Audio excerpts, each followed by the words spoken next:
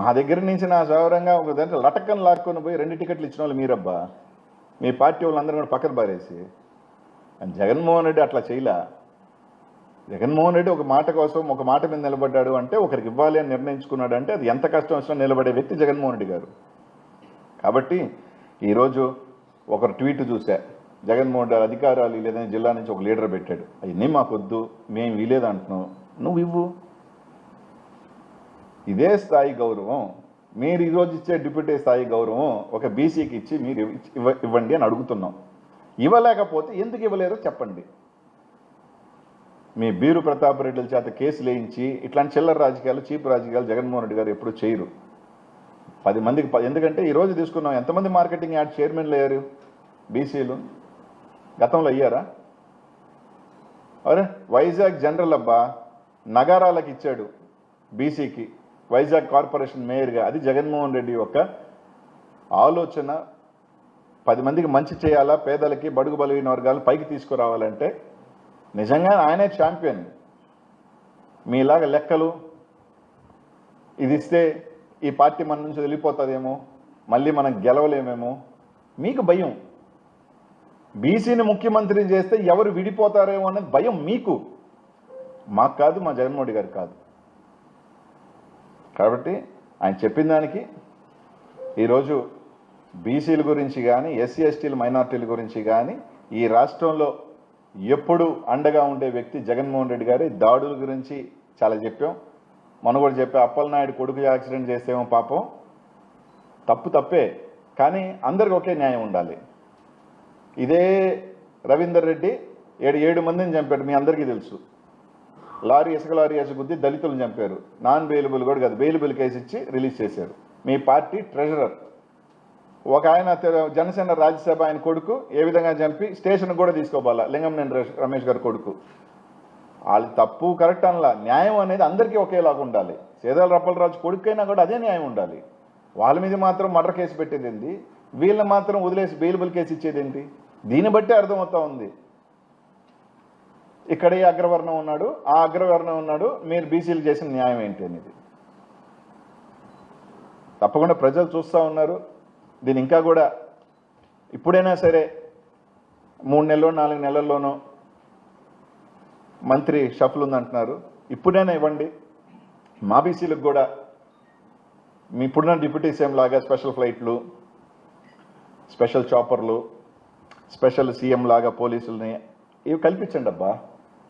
ఆ గౌరవాన్ని కల్పించండి. మీరే చెప్తున్నారు కదా మేము అద్భుతంగా గౌరవిస్తామని. మీ పార్టీ అధ్యక్షులు వేసుకొని కాదు, రాష్ట్రానికి డిప్యూటీ సీఎం చేయండి.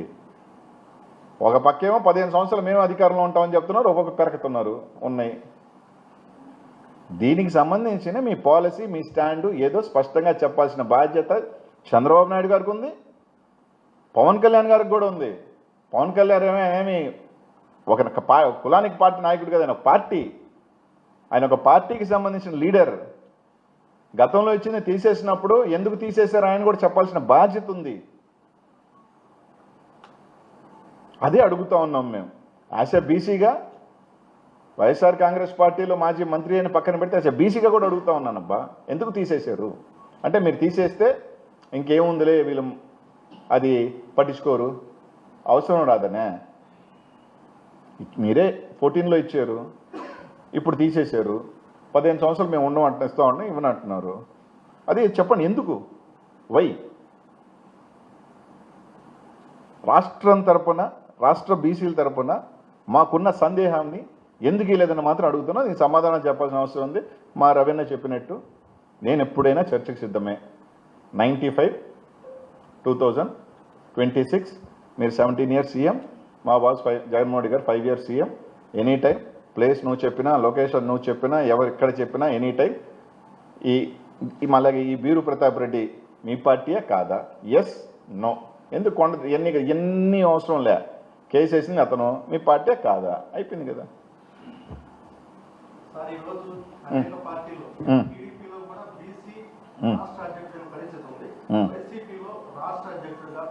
ఎందుకు ఇప్పుడు నేను అనేది ఏంటంటే, రాష్ట్ర అధ్యక్షుడు ఇచ్చుకున్నాము, ఈ అధ్యక్షుడు ఇచ్చుకున్నాము, దానివల్ల ఎవరికి ఉపయోగం? మీ పార్టీ అంతర్గతం. కానీ రాజ్యాంగబద్ధమైన పదవుల్లో మాత్రం పక్కన పెట్టేది ఎందుకు? అదే జగన్మోహన్ రెడ్డి గారు రాజ్యాంగ పదవి మాదేం నేషనల్ పార్టీ కదా, ఆయన ఒక ఆయన నేషనల్ పార్టీ జిల్లా కాబట్టి ఆయన నేషనల్ అంతా విస్తరించుకున్నాడు. మాది ఓన్లీ స్టేట్ పార్టీ కదా, ఆయన ఒక ఆయన నేషనల్ పార్టీ అని పెట్టుకున్నారు కాబట్టి మీకు ఎట్ట పెట్టుకోవాలి కాబట్టి తూతు మంత్రంగా ఒక ఆయన పెట్టుకున్నారు. దానికి మేము కాదనట్లా, మీ అంతర్గతం. మీరు అంటున్నారు అధికారాలు ఏమీ లేదని. రాష్ట్ర అధ్యక్షుడు చెప్పేస్తే 175లో 50 మంది ఎమ్మెల్యేలు ఇచ్చేస్తారు తెలుగుదేశం పార్టీ. నిజమేనా? ఇది విన్నామా? ఆ బీసీల్లో అధ్యక్షులు ఉన్న వాళ్ళు నెల్లూరు జిల్లాలో ఒక బీసీ టికెట్ ఇవ్వాలి ఎమ్మెల్యేగా. నెల్లూరు జిల్లా కనీసం ఒక జిల్లాకు ఒక బీసీ టికెట్ ఇవ్వాలి కదా, ఈ జిల్లాలో కనీసం ఒక బీసీ టికెట్ ఇచ్చాడా? అదే నెల్లూరు జిల్లాలో ఎందుకు ఇవ్వలేదు? గత 25 సంవత్సరాల నుంచిగా ఎవరో అక్కడ తెలుగుదేశంలో 2014 నుంచి జగన్మోహన్ రెడ్డి గారు ఈ జిల్లాలో ఇస్తున్నారుగా, మీరు ఎందుకు ఇవ్వలా?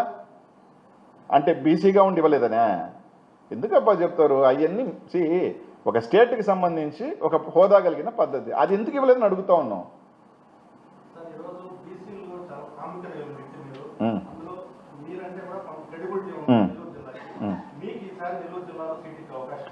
నేను ఒకటే చెప్తానబ్బా, జగన్మోహన్ రెడ్డి గారు నన్ను పోయినసారి పార్లమెంట్కి పోటీ చేయాలన్నాడు. ఎస్, పోయినాను. నర్సరావుపేట పోయి పోటీ చేయమన్నాడు, చేశాను. ఈసారి జగన్మోహన్ రెడ్డి గారు ఎక్కడ పోటీ చేయమన్నా చేస్తా, ఎందుకంటే నేను జగన్మోహన్ రెడ్డి గారికి లాయల్. ఖచ్చితంగా పోటీ చేస్తా ఎక్కడో దగ్గర. ఇప్పుడు జగన్మోహన్ రెడ్డి గారు ఇస్తారా లేదా అని పక్కన పెడితే, నేను జగన్మోహన్ రెడ్డి గారు ఇక్కడ పోటీ చేయమంటే చేస్తా, లేదు అంటే నాకేం. ఎందుకంటే నేను గర్వంగా కూడా చెప్తాను, ఎప్పుడూ చెప్తాను, మళ్ళీ కూడా చెప్తున్నా, నేను 2 సార్లు ఎమ్మెల్యే ఇదే నెల్లూరు జిల్లాలో. ఎప్పుడు ఒక మంత్రిగాలో నేను మంత్రి అయ్యా. ఈ జిల్లాలో రేపు నేను ఎమ్మెల్యే అవ్వచ్చు, కాకపోవచ్చు, ఇంకా నా రాజకీయ ప్రస్థానం కూడా ఉండకపోవచ్చు కూడా. అనుకున్నప్పటికీ కూడా ఈ జిల్లాలో నాకు ఒక పేజ్ ఉంది, నాకు ఒక చరిత్ర ఉంది. అది ఇచ్చింది జగన్మోహన్ రెడ్డి గారు. అనిల్ అనే సోకాల్డ్ వ్యక్తి, ఎవరు అన్న తెలియని వ్యక్తిని ఈరోజు రాష్ట్ర వ్యాప్తంగా పలానా అనిల్ కుమార్ యాదవ్, మీరు చెప్పినట్టు ఒక ప్రముఖ వ్యక్తితో ఒక 10 మందికి పరిచయం ఉన్న వ్యక్తి చేసిన వ్యక్తి జగన్మోహన్ రెడ్డి గారు. ఆ సంతోషం, ఆ తృప్తి నా జీవితంలో నాకు చాలు. ఆయన ఇవ్వకపోయినా నేనేం బాధపడేది లేదు, ఇచ్చినా హ్యాపీగా పోటీ చేసేది. కాబట్టి ఈ జిల్లాలో నాకు ఒక పేజు, నాకు ఒక హిస్టరీ ఇచ్చేసిన వ్యక్తి. ఇంతకన్నా మళ్ళీ ఇంక ఎంపీఓ మళ్ళీ ఎమ్మెల్యే అయినా రాకపోయినా నాకేం బాధ లేదు. అర్థమైందా? ఆ స్థాయి నాకు గౌరవం ఇచ్చాడు. నాకు కాకపోతే ఇంకొకరికి ఇచ్చినా సంతోషమే. ఇప్పుడు నన్ను జగన్మోహన్ గారి నుంచి నన్ను నర్సరావుపేటకి పంపించాడు, కానీ ఈ జిల్లాలో ఒక బీసీకి ఇచ్చాడు, ఒక మైనారిటీకి ఇచ్చాడు. ఆ పార్లమెంట్లో ఆ 2 ఇచ్చారనే కదా మేము ఒక ఎంపీ అభ్యర్థిని, సరే ఎంత పెద్ద వ్యక్తి, దేంట్లో పెద్ద మీ అందరికీ తెలుసు, ఆ వ్యక్తిని మేము కోల్పోయాం. ఇదే తెలుగుదేశం పార్టీ చేయగలుగుతానని అడుగుతా ఉన్నా. లటక్కన లాక్కొని 2 సీట్లు ఇచ్చారు మీరు, అప్పుడు దాకా ఉన్న ఒక వ్యక్తిని తీసేసి కూడా. అంత నష్టమైనా ఈరోజు జగన్మోహన్ రెడ్డి భరించారు కదా, జగన్మోహన్ రెడ్డికి ఇవ్వాల్సిన అవసరం లేదు కదా. ఒక వ్యక్తి నేను పార్టీలోంచి వెళ్ళిపోతాను, వాళ్ళకి టికెట్ ఇంకొకరికి ఇచ్చినా కూడా జగన్మోహన్ రెడ్డి గారు ఏమనేవాళ్ళు కాదు కదా. అయినప్పటికీ ఒక పేద మైనారిటీకి ఇచ్చాడు కదా జగన్మోహన్ రెడ్డి గారు. ఓటమి గెలుపు తర్వాత సంగతి అబ్బా, గెలుస్తాం ఓడిపోతాం, రాజకీయాలలో ఒక చక్రం. అందరం ఒక 5 సంవత్సరాలు వాళ్ళు ఉంటారు, 5 సంవత్సరాలు మేము ఉంటాం, మళ్ళీ 5 సంవత్సరాలు వస్తాం, అది పక్కన పెట్టు. కానీ ఒక అవకాశం కల్పించడం అనేది చాలా గొప్ప విషయం. ఓడిపోతాడని తెలిసినప్పటికీ, అందరు చెప్తున్నప్పటికీ ఒకరికి అవకాశాలు కల్పించాడు చూడు, అది జగన్మోహన్ రెడ్డి గారి గొప్పతనం అని చెప్తా ఉన్నా. ఇంకేమైనా ఉందబ్బా? అది మా రవణ్యకి పాపం, మీ పార్టీలో నష్టపోయిన వాళ్ళు చాలా మంది ఉన్నారబ్బా, వాళ్ళని పాపం కొమ్ముగాయి అని చెప్తున్నా. కోట్లు ఖర్చు పెట్టుకొని బీసీలు నష్టపోయినారు. వాళ్ళకి ఏదైనా మంచి చేసేది ఉందా, లేకపోతే మళ్ళీ ఇంకేదైనా ఉంది? వాళ్ళ అంతర్గతం వాళ్ళు చూసుకోవాలా. ఈసారి జిల్లాలో ఏదైనా మళ్ళీ ఒక ఎమ్మెల్యే ఇచ్చేది ఉందా, ఒక ఎంపీ ఇచ్చేది ఉందా? అది కూడా లేదా? అది వాళ్ళు చూసుకోవాలా, మమ్మల్ని ప్రశ్నించకుండా. అయినప్పటికీ వాళ్ళ అంతర్గత విషయం మేము మాట్లాడదలుచుకోవట్లేదు. నన్ను అన్నాడు కాబట్టి నేను ఆయనకి సమాధానం చెప్తున్నా గౌరవంగా. కానీ అన్న చెప్పినట్టు నేను మీ 17 ఇయర్స్ ముఖ్యమంత్రిలో మా 5 ఇయర్స్ జగన్మోహన్ రెడ్డి గారు ముఖ్యమంత్రిగా మీ పత్రికల ద్వారా నేను చెప్తున్నా, ఆయనే సవాల్ విసిరాడు, ఛాలెంజ్ విసిరింది ఆయనే. ఎక్కడ పెట్టినా నేను ఏ టైం అయినా నేను సిద్ధంగా ఉన్నా.